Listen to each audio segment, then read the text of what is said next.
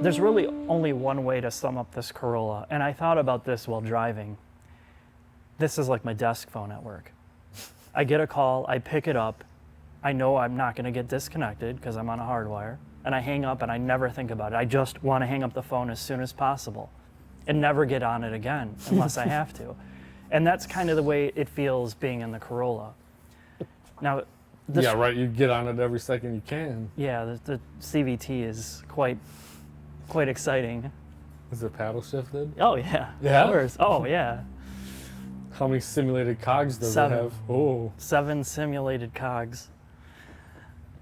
So yes, this is quite a negative outlook about the Corolla, but here's the positive part about it, and that is this is like if you had an old person or somebody that knew nothing about cars that didn't want to stress themselves out and get an aneurysm doing research on buying a new car, and they came to you and said, Scott, I want to buy a compact car that I'm not going to have to know anything about and I'm never going to have any problems with. This is like recommending an iPhone to a grandfather because you know this has that huge long-term reliability behind it. And if you're just looking to get from point A to point B, there's almost nothing else to recommend besides this. Let's take a look underneath. Yeah, let's do it.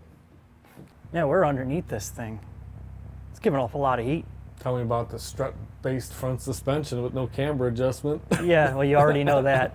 And here's the thing. Anybody that's going to buy the Corolla doesn't care about anything about this for the most part. They just want to make sure that this works. Mm-hmm. That's it. There's nothing else to it. Your access for maintenance is a breeze. Nothing is covered up in the front for the most part. Even can get to your tow hook here in case you beach it in high performance driving. Jack your car up in the center right there. Yeah, true. Everything else looks very, very standard. This is probably Toyota's most basic, high volume, high production chassis in the world, really. Nice arrow. It looks like it's Formula One inspired. Oh, it is. It's kind of like your M series hat. Yeah, true. Real motorsports. Yeah, right. Did you bring your M3 over here and park across 3 parking spots sideways? No, the M Coupe doesn't take up 3 spots. How many spots does it take? 1.5. What, in your race garage? Mm-hmm. Sideways, of course. Do you have tire shine on it before you hit the track too? It's got a torsion beam rear end.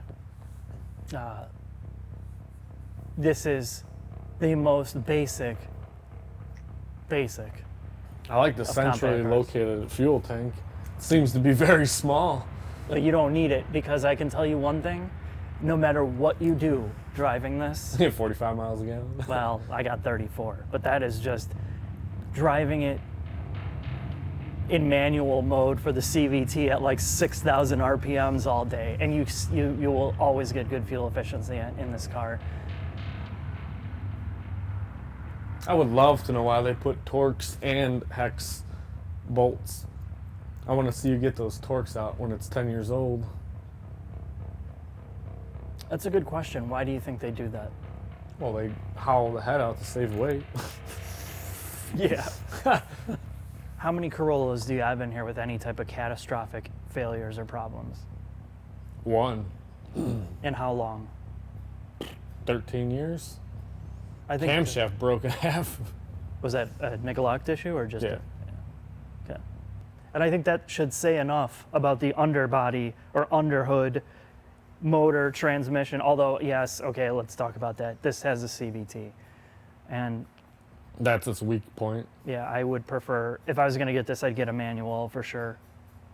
But for most people, you don't even know what a CVT is. It really doesn't matter. If you're driving it gingerly and not pounding it, I would think that's going to last a long time. But yeah, that's one thing that I particularly don't care for here, but this is the reality of modern cars. Well, hopefully they haven't done what Nissan has done. They sent out a nice letter saying, thank you for buying our cars. We really firmly believe in CVT technology, but we're going to extend the warranty to 200,000 miles because they never fail. Right. Well, I think... Well, not 200. I think 150 they went up to. Would you rather have direct injection or a CVT?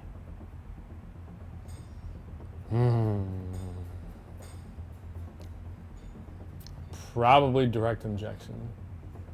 When you get to this is, I mean... Because I hate the CVT is Yeah. But for this car, it's perfect. So, in this car, I'd rather have the CVT.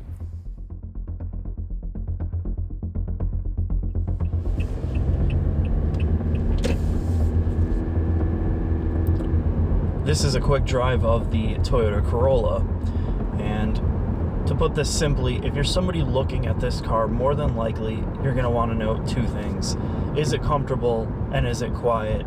Well, and probably a third thing, how fuel efficient is it? For the most part, this is a really comfortable driving car. The seats feel pretty supportive. The overall ergonomics, the steering wheel comfort, and just everything about driving it feels pretty good. I mean, there's very little to complain about. Fuel economy at your worst in the Midwest at, Midwest elevations is going to be around 33, 34 miles per gallon. I'm sure you could easily exceed that if you're driving, a lot more calmly than I have. The next thing to note is just the way that it's set up. This is not set up for any type of aggressive driving or for an enthusiast. It has this really dead steering feel to it that, you could pretty much have a small seizure and start jerking at the wheel and it's not going to change directions fast. This is a pure utility vehicle. It's an appliance. It's going to get you from point A to point B, and you're never going to think about it again. Chances are you're not going to have any issues with it either.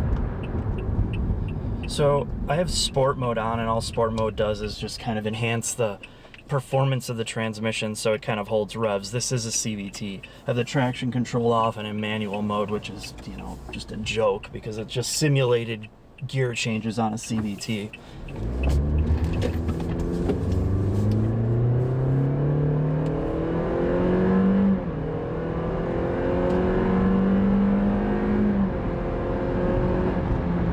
The paddles don't do anything. It auto changes the steps. It just changes gear for you. The only thing the paddles are going to do for you is allow you some manual control of engine braking.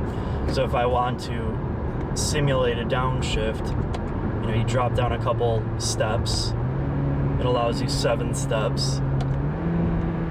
And it seems to work pretty well in terms of downshifting. So if you're in like a high elevation area, a mountain road, or you're on a big downhill, this will actually work pretty well for you. In terms of the acceleration, it's really one of the Corolla's worst features, because from a dead stop, it takes forever for this thing to get going. It feels so sluggish that I have actually had to adjust my driving, like merging or, turning left or right into traffic. You just have to plan a little bit more here.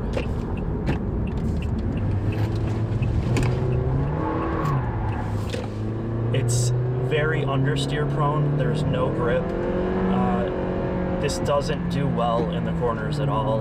And even with traction and stability control off, when you get it just out of shape, you can feel the stability cutting back in, cutting power. And again, this is not a way that anybody's going to drive the Corolla, but it's something to know.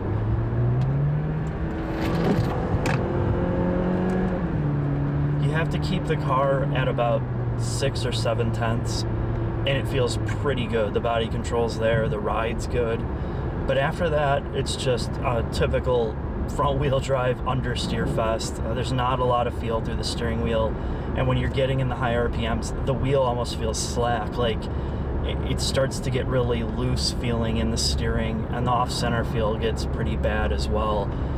But if you're just cruising along and you're taking this, well below 5 tenths, which that's how most people are going to drive on the street, steering feel's actually got some good weight to it. And brakes feel pretty good. There's a lot of immediate bite. They're not very spongy. But yeah, its main thing is understeer. And this CVT is, it's there for efficiency, let me just put it that way. But in terms of just any type of fun to be had, it's pretty annoying. Last but not least, for a compact car in this segment, the actual damping, the way that the suspension handles bumps and dips and all that is pretty good for being a compact car.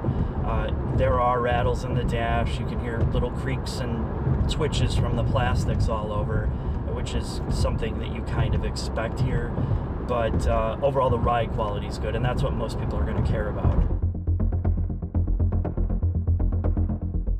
When you get in the Corolla, this really is the best part about it. I mean, you can kind of forgive its utterly bland styling because the interior is completely purpose-built for one thing. Being comfortable, good ergonomics. It has pretty much everything you need to get from point A to point B with very little drama. Well, the materials on the inside of the Corolla aren't going to blow you away. They've kind of put the right things in the right places. The steering wheel has this very solid, thick feel to it. The overall dash and upper dash quality is actually really good, better than some of the cars I've seen in $30,000. The stitching doesn't seem to be overly plasticized and fake. You don't have this monstrous dashboard and wasted space. The overall ergonomics of the center stack area are really good, including the HVAC controls. There's no capacitive touch. All the buttons are just logically laid out and easy to use. The overall armrest areas are padded. Your knee area is not padded, however, which you don't expect at this price range. There's rear cup holders in the back seats. Your door armrest is padded. The overall space is actually pretty good. It's kind of hard to complain about the space back here, considering the size of this vehicle. So if you have to throw a couple kids in here, some monkeys, whatever you put back here, they're going to be mostly compliant and non-complaining while you're driving. The trunk is manual, there's no electronics here. The hinges kind of intrude on the actual trunk space, so if you're fully loaded, it's gonna be a bit annoying, but for the most part, I fit actually all my gear in here aside from the slider. So there's a fair amount of trunk space for this class, of course, and I mean, it's a trunk. What are you gonna say about it? We're done with the Corolla, Scott. I'm glad to see you hid your phone. I did, I'm hiding it behind my back, which you probably can still see.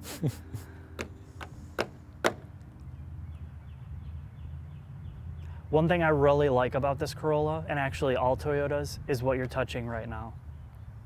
The door handles? The door handle design. To unlock and lock the car. Yeah, but don't you have to touch here? You do, but why the hell wouldn't it be here? Because that's where your thumb is. Well, I guess if you're this handed. So you don't accidentally lock it. But it's one of the quickest mechanisms. Why don't they have it back here anymore? That was legit. I think they're trying to get away from a mechanical button. No, it wasn't a mechanical button. No, it was touch sensitive? Just put your hand back there and it unlocked. I don't know. I like this design still, regardless of what they've changed. It works really well. It's one of the fastest ingress and egress modes I've ever seen. Yeah, it's quick, and it's better than touching a physical button because you really don't have to think about it. It just works. Jeez. Remember when you just had to walk up to the car, you had to turn a key and then open it? Can you believe that? I can't. Can't fathom. How did that work? How did you have to start a car by turning a key?